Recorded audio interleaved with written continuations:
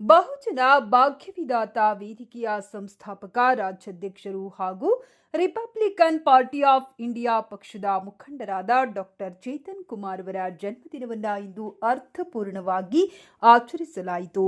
Doctor Chetan Kumar ಅವರ ಜನ್ಮದಿನದ ಅಂಗವಾಗಿ ಭಾರತೀಯ ಭೀಮಸೇನೆಯ ರಾಜ್ಯಾಧ್ಯಕ್ಷರಾದ ಕೆಎನ್ ಬ್ಯಾಟರಾಜುರವರ ನೇತೃತ್ವದಲ್ಲಿ ವಿವಿಧ ಜನಪರ ಮತ್ತು ಸಮಾಜಮುಖಿ ಕಾರ್ಯಕ್ರಮಗಳನ್ನು ಹಮ್ಮಿಕೊಳ್ಳುವ ಮುಖಾಂತರ ಆಯೋಜಿಸಲಾಗಿತ್ತು.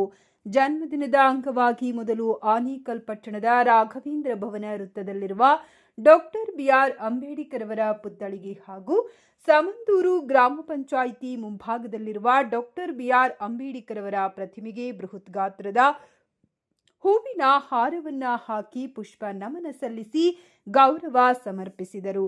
ಬಳಿಕ ಆನೇಕಲ್ ಪಟ್ಟಣದ ಬನ್ನೀರುಘಟ್ಟ ರಸ್ತೆಯ ಶನೇಶ್ವರ ಸ್ವಾಮಿ ದೇವಾಲಯ ಮುಂಭಾಗದಲ್ಲಿರುವ ಸ್ನೇಹ ಭಾರತಿ ಶಿಕ್ಷಣ ಸಂಸ್ಥೆಯ ಸ್ನೇಹ ಬುದ್ಧಿ ವಿಶೇಷ ಚೇತನ ಮಕ್ಕಳ ವಸತಿಯುತ ಪಾಠಶಾಲೆಯಲ್ಲಿ ಅನ್ನದಾಸೋಹ ವ್ಯವಸ್ಥೆ ಮಾಡಲಾಗಿತ್ತು.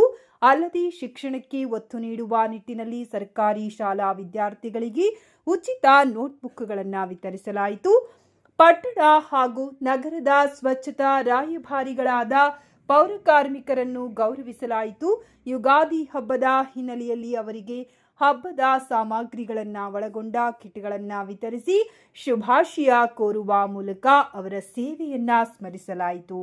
ಶಿಕ್ಷಣ ಕ್ಷೇತ್ರದಲ್ಲಿ ಕ್ರಾಂತಿಕಾರಿ ಹೆಜ್ಜೆಯನ್ನಿಟ್ಟ ಸಿಪ್ರೋ ಟ್ಯುಟೋರಿಯಲ್ಸ್ನ ಸಂಸ್ಥಾಪಕರಾದ ಪ್ರೊಫೆಸರ್ ಕಿರಣ್ ಎಸ್ವೈ ಅವರು ಡಾಕ್ಟರ್ ಚೇತನ್ ಕುಮಾರ್ ಅವರ ಜನ್ಮದಿನದ ನೆನಪಿಗಾಗಿ 20 ಬಡ ವಿದ್ಯಾರ್ಥಿಗಳಿಗೆ ಉಚಿತ ವಿದ್ಯಾಭ್ಯಾಸ ನೀಡುವುದಾಗಿ ಘೋಷಿಸಿದರು.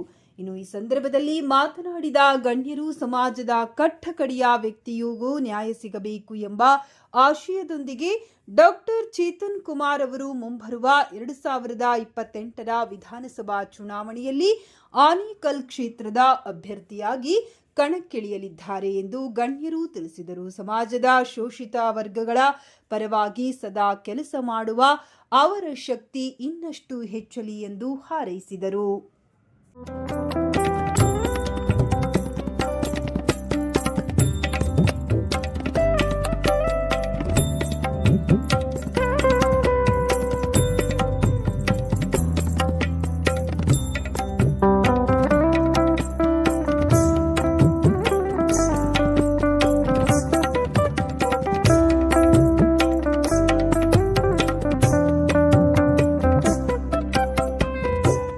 ಏನು ಈ ದಿನ ನನ್ನ ಆತ್ಮೀಯ ಗೆಳೆಯ ಡಾಕ್ಟರ್ ಚೇತನ್ ಕುಮಾರ್ ಬಹುಜನ ಭಾಗ್ಯವಿದಾತ ವೇದಿಕೆಯ ರಾಜ್ಯಾಧ್ಯಕ್ಷರು ಮತ್ತು ರಾಷ್ಟ್ರೀಯ ಮೂಲ ನಿವಾಸಿ ಮಹಾಕೂಟ ರಾಷ್ಟ್ರೀಯ ಅಧ್ಯಕ್ಷರಾದಂಥ ಚೇತನ್ ಕುಮಾರ್ ಅವರಿಗೆ ಮೊದಲನೇದಾಗಿ ಹುಟ್ಟುಹಬ್ಬದ ಶುಭಾಶಯಗಳನ್ನು ಕೊಡ್ತಾ ಇದ್ದೀನಿ. ಏನು ಈ ದಿನ ನಾವು ಏನು ಸ್ನೇಹ ಭಾರತಿ ವಿಕಲಚೇತನ ಮಕ್ಕಳ ಏನು ಆಶ್ರಮ ಇತ್ತು, ಆಶ್ರಮದಲ್ಲಿ ಇವತ್ತು ಊಟದ ವ್ಯವಸ್ಥೆಯನ್ನು ಅವರು ಹುಟ್ಟುಹಬ್ಬದ ಅಂಗವಾಗಿ ಭಾರತೀಯ ಭೀಮಸೇನೆ ಸಂಘಟನೆ ಇವತ್ತು ಆಯೋಜನೆ ಮಾಡಿತ್ತು. ಅವರಿಗೆ ಇನ್ನೂ ಆನೇಕಲ್ ತಾಲೂಕಿನ ಏನು ಮುಂದಿನ 2028ನೇ ಸಾಲಿನ MLA ಅಭ್ಯರ್ಥಿಯಾಗಿ ಈಗಾಗಲೇ ಅವ್ರನ್ನ ಘೋಷಣೆ ಮಾಡಿದ್ದು ರಿಪಬ್ಲಿಕನ್ ಪಾರ್ಟಿ ಆಫ್ ಇಂಡಿಯಾ ಪಕ್ಷದಿಂದ. ಅವರಿಗೆ ರಾಜಕೀಯ ಭವಿಷ್ಯ ಇನ್ನೂ ಉಜ್ವಲವಾಗಲಿ, ಈ ನಾಡಿನ ಮತ್ತು ಎಲ್ಲ ಆನೇಕಲ್ ತಾಲೂಕಿನ ಜನತೆಗೆ ಇನ್ನೊಂದಷ್ಟು ಸೇವೆ ಮಾಡಲು ಅವರಿಗೆ ಇನ್ನೊಂದಷ್ಟು ಬಾಬಾ ಸಾಹೇಬ್ ಅಂಬೇಡ್ಕರ್ ಅವರ ಆಶೀರ್ವಾದ, ಭಗವಾನ್ ಬುದ್ಧರ ಆಶೀರ್ವಾದ, ಸಾವಿತ್ರಿಬಾಯಿ ಫುಲೆ, ಜ್ಯೋತಿಬಾ ಫುಲೆ ಮತ್ತು ನಮ್ಮೆಲ್ಲ ಹಿರಿಯರ ಆಶೀರ್ವಾದ ಅವ್ರ ಮೇಲೆ ಸದಾ ಇರಲಿ ಅಂತೇಳಿ ಭಾರತೀಯ ಭೀಮಸೇನೆ ಸಂಘಟನೆ ಮತ್ತು ರಿಪಬ್ಲಿಕನ್ ಪಾರ್ಟಿ ಆಫ್ ಇಂಡಿಯಾ ಪಕ್ಷ ಅವರಿಗೆ ಹುಟ್ಟುಹಬ್ಬದ ಶುಭಾಶಯಗಳನ್ನು ಮತ್ತೊಮ್ಮೆ ನಾನು ತಿಳಿಸ್ತಾ ಇದ್ದೀನಿ.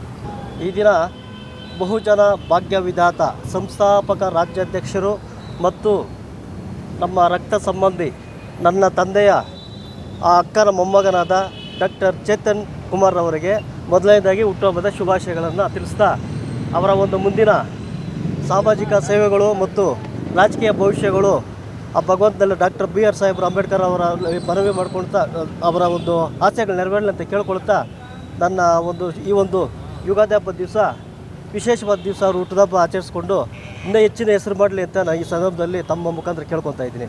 ನಮ್ಮ ಮುಖಾಂತರ ಮತ್ತು ರಾಜ್ಯ ಜನತೆ ಮುಖಾಂತರ ಅವರಿಗೆ ಮತ್ತೊಮ್ಮೆ ಶುಭಾಶಯಗಳನ್ನು ಕೊಡ್ತಾ ಇದ್ದೀನಿ. ಸರ್, ಈ ದಿನ ವಿಶೇಷ ಅಂದರೆ ಯುಗಾದಿ ಹಬ್ಬ. ಆ ದಿನ ನಮ್ಮ ಸ್ನೇಹಿತರು ಹಾಗೂ ಆತ್ಮೀಯ ಗೆಳೆಯರಾದಂಥ ಡಾಕ್ಟರ್ ಚೇತನ್ ಕುಮಾರ್ ಅವ್ರಿಗೂ ಹುಟ್ಟುಹಬ್ಬ ಶುಭಾಶಯಗಳನ್ನು ತಿಳಿಸೋಕ್ಕೆ ಇಷ್ಟಪಡ್ತೀನಿ. ಏಕೆಂದರೆ ಇವತ್ತು ರಾಜ್ಯ ಮಟ್ಟದಲ್ಲಿ ಬೆಳೆದಿದ್ದಾರೆ. ಮುಂದೆ ರಾಷ್ಟ್ರೀಯ ನಾಯಕನಾಗಿಯೂ ಗುರುತಿಸ್ಕೊಂಡಿದ್ದಾರೆ. ಈ ರಾಷ್ಟ್ರೀಯ ನಾಯಕನ ನಾವೆಲ್ಲ ಸೇರಿ ಅವರಿಗೆ ಬೆಂಬಲವನ್ನು ಕೊಟ್ಟು ಸೂಚಿಸಿ ಈ ಒಂದು ಕಾರ್ಯಕ್ರಮ ಯಶಸ್ವಿ ಕೊಡಬೇಕಂತ ನಾವು ಕೇಳ್ಕೊಂಡಿದ್ದೀವಿ. ಆದರೆ ಬಾಬಾ ಸಾಹೇಬರ ಆಶೀರ್ವಾದದಿಂದ ಅವರು ರಾಷ್ಟ್ರಮಟ್ಟಕ್ಕೆ ಬೆಳೆದಿದ್ದಾರೆ ಅಂದ್ಬಿಟ್ಟು ಭಾಳ ಖುಷಿ ಪಡ್ತಾ ಇದ್ದೀವಿ. ಮುಂದಿನ 28ನೇ ಸಾಲಿಗೆ ಆನೇಕಲ್ ವಿಧಾನಸಭಾ ಕ್ಷೇತ್ರದಲ್ಲಿ ಅವ್ರನ್ನ ಅಭ್ಯರ್ಥಿಯಾಗಿ ಕಾಣಬೇಕಂತ ನಮ್ಮೆಲ್ಲ ಸಂಘ ಸಂಸ್ಥೆ ನಮ್ಮ ಹಿರಿಯರ ಮುಖಾಂತರ ಕೇಳ್ಕೊಳ್ತಾ ಇದ್ದೀವಿ ಬಂಧುಗಳೇ. ಆದರೆ ವಿಶೇಷವಾಗಿ ಬಹುಜನ ಭಾಗ್ಯದ ರಾಷ್ಟ್ರೀಯ ನಾಯಕರು ಹಾಗೂ ರಾಜ್ಯ ಸಂಸ್ಥಾಪಕ ಅಧ್ಯಕ್ಷರು ಚೇತನ್ ಕುಮಾರ್ ಅವರಿಗೆ ನಿಮ್ಮೆಲ್ಲರ ಪರವಾಗಿ ಆನೇಕಲ್ ಜನತೆ ಪರವಾಗಿ ಹುಟ್ಟುಹಬ್ಬದ ಹಾರ್ದಿಕ ಶುಭಾಶಯಗಳನ್ನು ಕೊಡ್ತಾ ನಾನು ಮಾತು ಮುಗಿಸೋದು. ಬಹುಜನ ಭಾಗ್ಯವಿಧಾತ ವೇದಿಕೆ ಸಂಸ್ಥಾಪಕ ರಾಜ್ಯಾಧ್ಯಕ್ಷ ಆಗಿರ್ತಕ್ಕಂಥ ಚೇತನ್ ಕುಮಾರ್ ಅವರಿಗೆ ಹುಟ್ಟುಹಬ್ಬದ ಶುಭಾಶಯಗಳು ಭಾರತೀಯ ಭೀಮ ಸೇನೆ ಸಂಘಟನೆ ಕಡೆಯಿಂದ ಹುಟ್ಟುಹಬ್ಬದ ಶುಭಾಶಯಗಳನ್ನು ಕೋರುತ್ತಿದ್ದೇವೆ. ಹಾಗೂ 2028ನೇ ಸಾಲಿನ MLA ಆಗಿ ರಿಪಬ್ಲಿಕನ್ ಪಾರ್ಟಿ ಆಫ್ ಇಂಡಿಯಾ ಹಟವಾಳೆ ಆ ಪಕ್ಷದ ವತಿಯಿಂದ MLA ಕ್ಯಾಂಡಿಡೇಟ್ ಆಗಿ ಅನೌನ್ಸ್ ಮಾಡ್ತಾ ಇರ್ತದ್ದು. ಅದು ಶುಭವಾಗಲಿ ಅಂತ ಭಾರತೀಯ ಭೀಮಸೇನೆ ಕಡೆಯಿಂದ ಶುಭ ಕೊಡ್ತಾ ಇದ್ದೀವಿ. ಹಾಗೆ ಯುಗಾದಿ ಹಬ್ಬದ್ದು ಸುಮಾರು 1,000 ಜನಕ್ಕೆ ಕಿಟ್ ಹಂಚಿಕೆ ನಮ್ಮ ಬಹುಜನ ಭಾಗ್ಯ ವಿಧಾತ ವೇದಿಕೆ ಕಡೆಯಿಂದ ಹಾಗೂ ಭಾರತೀಯ ಭೀಮಸೇನೆ ಕಡೆಯಿಂದ ಕಿಟ್ ಹಂಚಿಕೆ ಇದು ಮಾಡ್ಕೊಂಡಿದ್ವಿ, ಕಾರ್ಯಕ್ರಮ ಮಾಡ್ಕೊಂಡಿದ್ವಿ. ಮತ್ತೊಮ್ಮೆ ನಮ್ಮ ರಾಜ್ಯಾಧ್ಯಕ್ಷ ಆಗಿರ್ತಕ್ಕಂಥ ಡಾಕ್ಟರ್ ಚೇತನ್ ಕುಮಾರ್ ಅವರಿಗೆ ಹುಟ್ಟುಹಬ್ಬದ ಶುಭಾಶಯಗಳು ಕೊಡ್ತಾ ಇದ್ದೀವಿ. ಮೊದಲಿಗೆ ನಮ್ಮ ಬಹುಜನ ಭಾಗ್ಯ ವಿಧಾತ ವೇದಿಕೆಯ ಸಂಸ್ಥಾಪಕರು ರಾಜ್ಯಾಧ್ಯಕ್ಷರಾದ ಡಾಕ್ಟರ್ ಚೇತನ್ ಕುಮಾರ್ ಅವರಿಗೆ ಹುಟ್ಟುಹಬ್ಬದ ಶುಭಾಶಯಗಳನ್ನು ಕೋರುತ್ತಿದ್ದೇವೆ. ಹಾಗೂ ಈ ದಿನ ಚೇತನ್ ಕುಮಾರ್ ಅವರಿಗೆ ಬಾಬಾ ಸಾಹೇಬ್ ಅಂಬೇಡ್ಕರ್ ಅವರು ಒಳ್ಳೆಯ ಶಕ್ತಿಯನ್ನು ಕೊಟ್ಟು ಮುಂದೆ ಬಡ ಜನಗಳಿಗೆ ಸೇವೆ ಮಾಡುವಷ್ಟು ಎಲ್ಲ ಥರದ ಅವರಿಗೆ ಶಕ್ತಿಯನ್ನು ಕೊಟ್ಟು ಕಾಪಾಡಲಿ ಅಂತ ನಾವು ಬಾಬಾ ಸಾಹೇಬ್ ಅಂಬೇಡ್ಕರ್ ಹಾಗೂ ದೇವರಲ್ಲಿ ಕೇಳ್ಕೊತಾ ಇದ್ದೀವಿ. ಮತ್ತೊಮ್ಮೆ ಅವರಿಗೆ ಹುಟ್ಟುಹಬ್ಬದ ಶುಭಾಶಯಗಳನ್ನು ಕೋರುತ್ತಿದ್ದೇವೆ.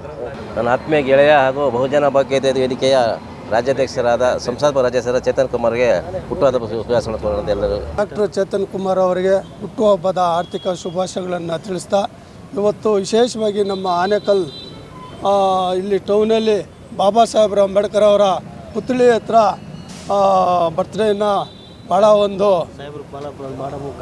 ಮುಖಾಂತರವಾಗಿ ಆಚರಣೆ ಮಾಡ್ಕೊತಾ ಇದ್ದಾರೆ. ವಿಶೇಷವಾಗಿ ನಾವು ಕಂಡಂಗೆ ಇಡೀ ನಮ್ಮ ಆನೇಕಲ್ಲಲ್ಲಾಗಿರಲಿ ಜಿಲ್ಲೆನಲ್ಲಾಗಿರಲಿ ಭಾಳ ಬಡವರಿಗೆ ಒಂದು ನ್ಯಾಯವನ್ನು ಕೊಡಿಸ್ತಾ, ಒಂದು ದಲಿತರಿಗಾಗಲಿ ಹಿಂದುಳಿದವರು ಅಲ್ಪಸಂಖ್ಯಾತರಾಗಿರಲಿ ಯಾವುದೇ ಒಂದು ಸಮುದಾಯ ಸಮಸ್ಯೆ ಅಂತ ಬಂದಾಗ ಹೋರಾಟವನ್ನು ಮಾಡಿ ಅವರಿಗೆ ಒಂದು ಬಲ ಕೊಡಿಸಿ ಹೋರಾಟ ನಾಯಕರಾಗಿದ್ದಾರೆ. ಅವರಿಗೆ ಬಾಬಾ ಸಾಹೇಬ್ ಅಂಬೇಡ್ಕರ್ ಅವರು, ಮುದ್ರು ಬಸವಣ್ಣವರು, ಹಿರಿಯರ ಆಶೀರ್ವಾದ ಅವರಿಗೆ ಮೇಲೆ ಇರಲಿ. ಪೌರ ಕಾರ್ಮಿಕರಿಗೆ ಮುಖ್ಯವಾಗಿ ಅವರಿಗೆ ಸನ್ಮಾನವನ್ನು ಮಾಡೋದ್ರ ಮುಖಾಂತರ ಅವರಿಂದ ಆಶೀರ್ವಾದವನ್ನು ಪಡ್ಕೊಂಡು ಬಹಳ ಸಾರ್ಥಕವಾದ ಕಾರ್ಯಕ್ರಮ ನಿಜವಾಗ್ಲೂ ಮಾಡಿರುವಂಥದ್ದು.